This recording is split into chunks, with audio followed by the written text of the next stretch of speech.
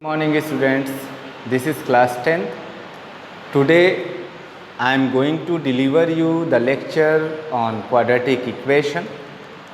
Now you can see the topic solution of a quadratic equation by factorization. Actually there are three methods to find the roots of any quadratic equation. First method is by splitting the middle term जिसे हम factorization बोलते हैं. Second is completing the square and third method is using quadratic equation or Sridharacharya formula. Okay, let's start. The first question of exercise 4.2 and the first part of this question is x square minus 3x minus 10 is equal to 0. X square minus 3x minus 10 is equal to 0. Okay. You all are very well known about how will we split the middle term. आप सभी बहुत अच्छे तरीके से जानते हैं क्या करना है हम लोगों को. सबसे पहले हमें प्रोडक्ट पता करना है. प्रोडक्ट किस चीज़ का? ए और सी का. यहाँ पे दो केसेस होंगे, उस चीज़ को आप ध्यान से समझिए. अगर आपका प्रोडक्ट प्लस आता है तो मिडिल टर्म ऐड होगा, जो मिडिल टर्म्स में फैक्टर्स आप कंसिडर करेंगे. और अगर प्रोडक्ट आपका निगेटिव आता है तो मिडिल टर्म सब्ट्रैक्ट होगा. ओके, सो यहाँ पर कौन सा केस एप्लीकेबल है? अवर product is negative, so therefore middle term will come after subtraction. Okay, अभी 10 के दो ऐसे फैक्टर कंसीडर कीजिए कि सब्ट्रैक्ट करने पर 3 आ जाए और मल्टीप्लाई करने पर 10 आ जाए. Definitely your answer is correct. 3 है ना, 5 एंड 2. तो अभी हम लोग क्या चुनेंगे? 5 and 2. So 5 minus 2 give us 3 and 5 2 जा 10.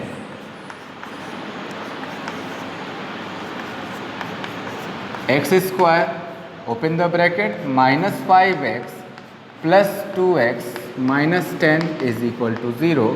सो एक्स स्क्वायर, अभी आप क्या करेंगे? कॉमन ले लेंगे. दो टर्म्स में से कोई भी ऐसी वैल्यू कॉमन लेंगे जो दोनों में हो. तो पहले हम लोग x कॉमन लेंगे, क्या बचेगा? x minus 5. फिर 2 कॉमन लेंगे, क्या बचेगा? दोनों टर्म्स में से 2 आप बाहर निकालेंगे, बचेगा x माइनस 5. आप यहाँ पर देख सकते हैं इस वाले इक्वेशन में 4 टर्म्स थे, वो रिड्यूस होकर कितने टर्म्स हो गए? 1 एंड 2 टर्म्स हो गए. अब इन दोनों टर्म्स में क्या कॉमन हो रहा है? x minus 5. तो x माइनस 5 हम लोग बाहर ले लेंगे, तो क्या बचेगा भाई? x plus 2. Now how will we find the roots? We will equate both linear equation with 0, then we will get the roots. Okay, अगर हम x minus 5 को इक्वेट करते हैं 0 के, तो x इज इक्वल टू क्या आएगा? 5. और x प्लस 2 को अगर इक्वेट करते हैं 0 के, तो x इज इक्वल टू क्या आ जाएगा भाई? माइनस 2. ओके, सो रूट्स क्या होंगे? रूट्स ऑफ इक्वेशन और of x 5 and minus 2. This is our result. I hope कि आपको बात समझ में आ गई होगी. This is second part of question number 1. 2x square plus x minus 6 is equal to 0. Same condition we will apply. First of all we will find product. सबसे पहले हम क्या पता करेंगे? प्रोडक्ट. और प्रोडक्ट कैसे पता होता है? रियल नंबर a और c का मल्टीप्लाई करके. तो a क्या है हमारा? 2 है. c क्या है? माइनस 6 है. So product becomes minus 12. फिर से प्रोडक्ट हमारा माइनस आ रहा है, इसका मतलब मिडिल टर्म सब्ट्रैक्ट होगा. अब माइनस 12 में हम क्या करेंगे? ऐसे दो फैक्टर कंसिडर करेंगे कि सब्ट्रैक्शन पे 1 मिले हमें. तो वो दो नंबर क्या हो सकते हैं? 4 3 जा 12 एंड 4 में से 3 सब्ट्रैक्ट होगा तो 1. Okay, so 2x square plus 4 minus 3x minus 6 is equal to 0. So 2x square open the bracket 4x minus 3x minus 6 is equal to 0. अभी क्या करेंगे? दो टर्म्स में से कॉमन ले लेंगे. तो इन दोनों में से क्या कॉमन होगा? 2x कॉमन होगा, क्या बचेगा? x plus 2.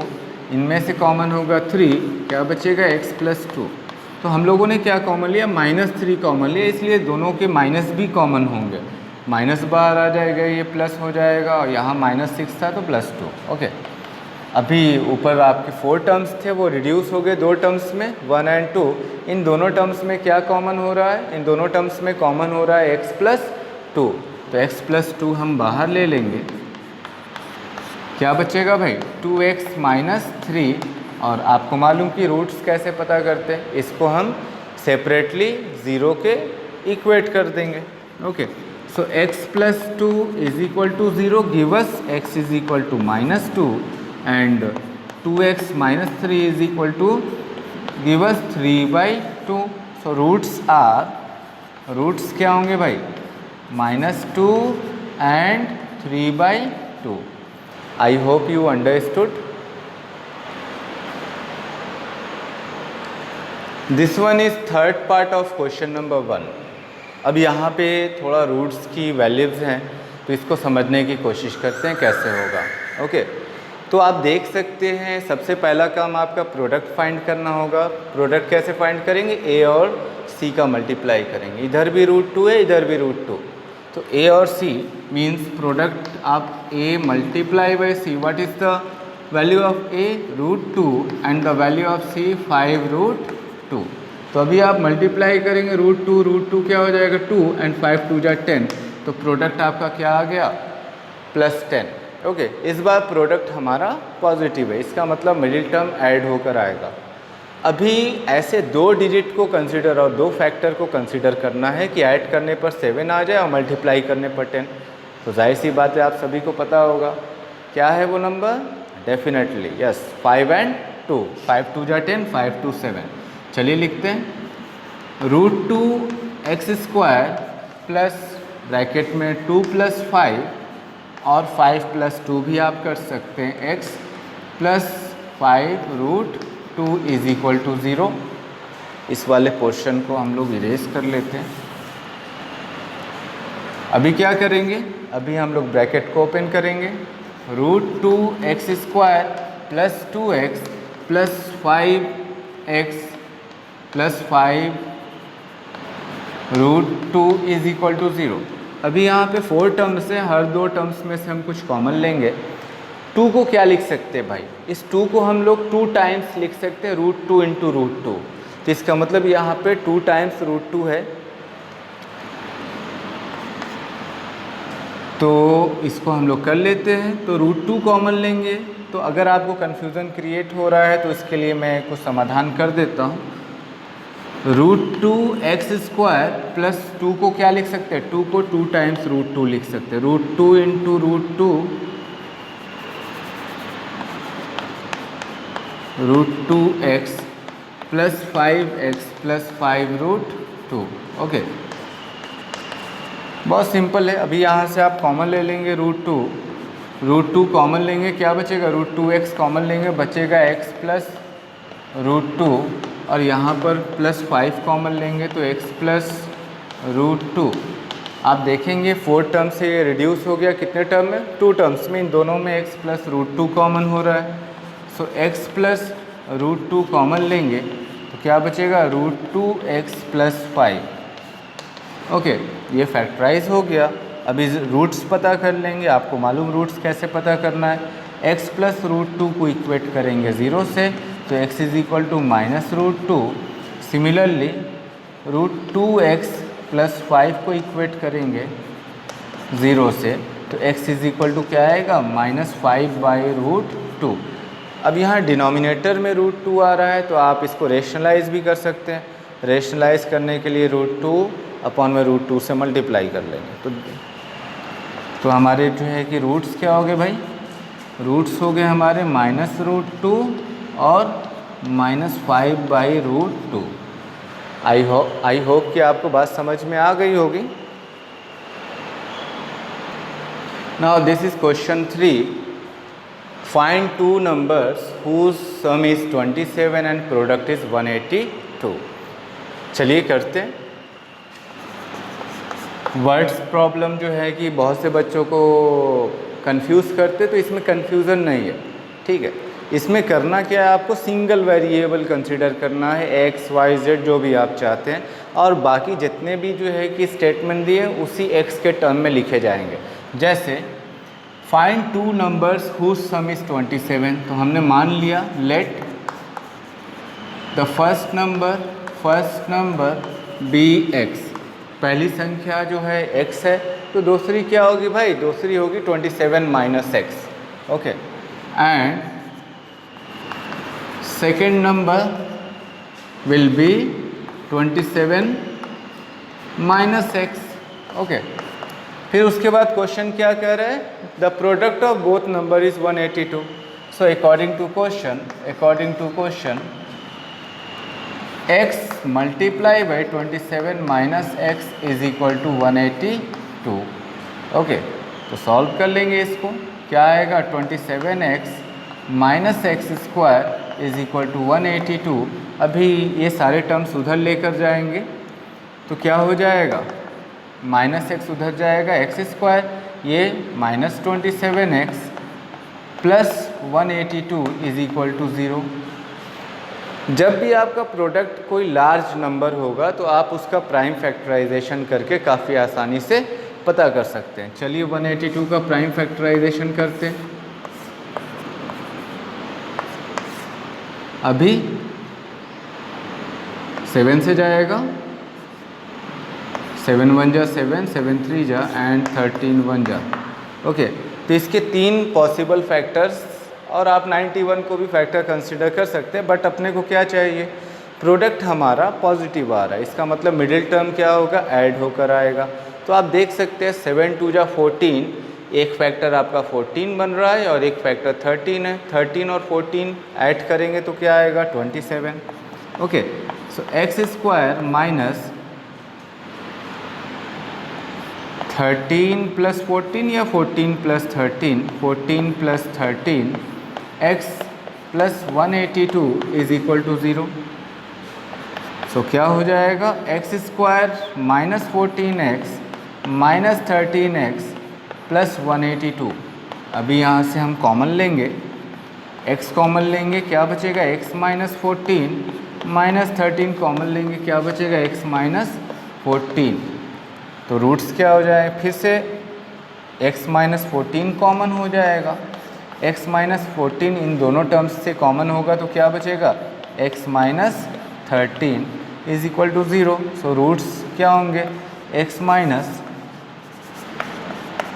14 is equal to 0। So x is equal to 14, x minus 13 is equal to 0। So x is equal to 13। Okay, so the required numbers are, required numbers are 13 and 14. This is your answer. तो इस तरीके से आप काफ़ी आसानी से factorise कर सकते हैं फैक्टराइजेशन मेथड से। आई होप कि आपको समझ में आ गया होगा। Okay,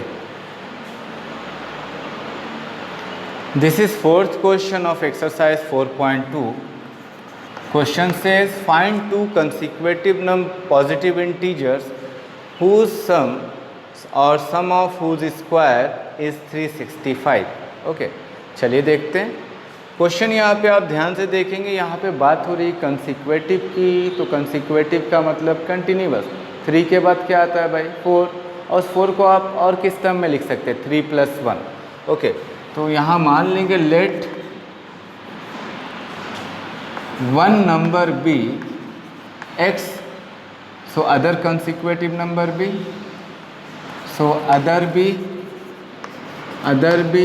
x plus 1। consecutive क्या होता है, एक तरीके का सक्सेसर होता है। ओके, फिर अकॉर्डिंग टू क्वेश्चन क्या कह रहा है, इनकी स्क्वायर का सम। तो सबसे पहले इनका स्क्वायर कर लेते हैं और फिर उनको आपस में हम क्या करते हैं, जोड़ देते हैं। जोड़ने पर क्या आ रहा है 365। क्वेश्चन से सम ऑफ हुज स्क्वायर इज 365। तो इन दोनों को के स्क्वायर्स पता करके उसको ऐड करेंगे तो किसके बराबर आएगा, 365 के बराबर आएगा। सॉल्व कर लेते हैं, x square plus x plus 1 is equal to 365। So ये क्या होगा, 2x स्क्वायर प्लस 2x, ये 365 इधर आएगा तो क्या हो जाएगा भाई, +1 माइनस 365 तो -364 इज इक्वल टू 0। ये हमारा रिक्वायर्ड क्वाड्रेटिक इक्वेशन है। इसके बाद क्या करेंगे, इसके बाद हम देख सकते हैं इन तीनों टर्म्स में जो नंबर है वो इवन है, इसका मतलब हम कॉमन लेकर उसको ट्रांसपोज कर देंगे तो उस वैल्यू का काम ख़त्म हो जाएगा। चलिए करते हैं, 2 कॉमन ले लेते हैं सभी में से, तो क्या बचेगा, x² प्लस x माइनस 2 1 जा 2, 2 8 जा 16, 2 2 जा 4, 182 इज इक्वल टू 0। अगेन 182। अभी लास्ट वाले क्वेश्चन में आपने देखा था इसके फैक्टर क्या आ रहे थे, 13 एंड 14। तो आप देख सकते हैं 14 में से 13 सब्ट्रैक्ट होगा, चूँकि प्रोडक्ट क्या है, माइनस है, तो मिडिल टर्म सब्ट्रैक्शन से मिलेगा आपको। तो 14 में से 13 सब्ट्रैक्ट होगा तो 1 बचेगा। चलिए कर लेते हैं, x² plus 14 minus 13 x minus 182 is equal to 0। So x² plus 14x minus 13x minus 182 is equal to 0। तो अभी इसको क्या बोलेंगे, x कॉमन ले लेंगे, क्या बचेगा, x प्लस 14 माइनस 13 कॉमन लेंगे, x plus 14 is equal to 0। अभी ऊपर 4 टर्म्स थे, नीचे रिड्यूस होकर 2 टर्म हो गए। इन दोनों में से क्या कॉमन ले लेंगे, x प्लस 14, क्या बचेगा भाई, x minus 13 is equal to 0। अभी इनसे ज़ीरोस पता कर लेंगे। So x plus 14 is equal to 0, so x is equal to -14 and x minus 13 is equal to 0, so x is equal to 13। ये हमारे जो है कि 2 रूट्स हो गए। क्वेश्चन क्या पूछ रहा था, फाइंड 2 कंसिक्वेटिव नंबर। तो कंसिक्वेटिव, अभी आपको ध्यान देना है कि यहाँ पे पॉजिटिव इंटीजर की बात हो रही है। एक रूट हमारा निगेटिव आ रहा है, उसको हम लीव कर देंगे, छोड़ देंगे, तो हमारा पॉजिटिव इंटीजर क्या होगा, 13। तो फर्स्ट नंबर भी और 1 नंबर भी, ओके, फर्स्ट नंबर हमारा क्या हो जाएगा, x 13 एंड सेकेंड नंबर क्या हो जाएगा, second number x plus 1 means 13 plus 1 becomes 14। So required answer is 13 and 14। I hope कि आपको समझ में आ गया होगा। ओके, बाकी जो क्वेश्चंस बचे हैं आप उस पर प्रैक्टिस कीजिए, फिर आपसे नेक्स्ट लेक्चर में मुलाकात होगी। Thank you for watching.